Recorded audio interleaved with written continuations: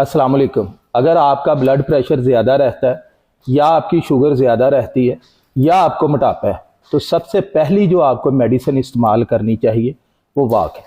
अब वॉक कितनी देर करनी चाहिए, कब करनी चाहिए, वो मैं आपको इस वीडियो में बताऊंगा।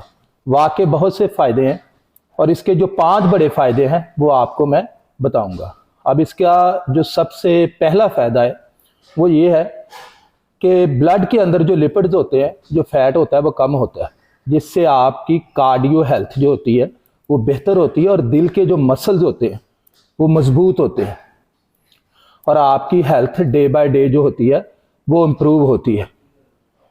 अब इसका जो दूसरा बड़ा फ़ायदा है वो ये है, वो लोग जिनका ब्लड प्रेशर ज़्यादा रहता है वो नॉर्मल हो जाएगा। अगर आप रेगुलर वॉक करते हैं तो आपका ब्लड प्रेशर नॉर्मल रहने लगेगा। मैं आपको बताता हूँ, आप 10 दिन लगातार वॉक करें, 10 दिन के बाद आप दोबारा से अपना ब्लड प्रेशर चेक करें तो आपको एक वाज़ेह फ़र्क नज़र आएगा। ये इसका दूसरा बड़ा फ़ायदा है।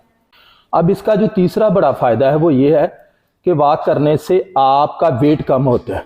जब वेट कम होता है तो आपकी हेल्थ इम्प्रूव होती है। अगर आप 40 से 45 मिनट वॉक करते हैं तो आपकी जो कैलोरीज है वो 250 से 300 बर्न करती है और इससे ये है कि आपकी जो सेहत होती है वो डे बाय डे इम्प्रूव होती है।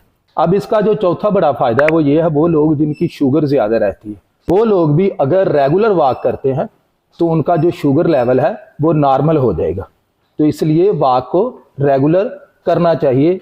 इसलिए आप डेली जो है 40 से 45 मिनट जो है वॉक के लिए टाइम लाजमी निकालें।